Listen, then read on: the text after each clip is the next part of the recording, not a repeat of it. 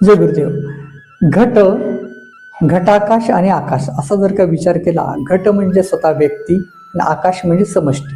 तर घटामध्ये सुद्धा मन हे वायू तत्वाचं असतं, बुद्धी तेज तत्वाची, अहंकार अग्नी तत्वाचा. त्याचप्रमाणे पूर्ण शरीरच हे पंचमहाभूतांचा हा मेळा आहे. तसं समष्टीमध्ये सुद्धा अग्नी, वायू, आकाश, तेज, वायू आणि अग्नी आणि जल असे 5 तत्व आहेत. त्या सगळ्यांचा समन्वय जिथे होतो तिथेच वास्तुशास्त्राचा खरा भाग म्हणजे घटाकाश आपण जर का समजून घेतला तर उत्तर दिशा ही जलतत्वाची आहे, पूर्व दिशा अग्नितत्वाची, दक्षिण दिशा ही पृथ्वी तत्वाची आणि पश्चिम दिशा ही वायू तत्वाची आणि मधला भाग जो काय आहे ब्रह्मस्थान ज्याला आपण म्हणतो ते आकाश तत्वाचा. असे पंचतत्वांचा भाग असतो.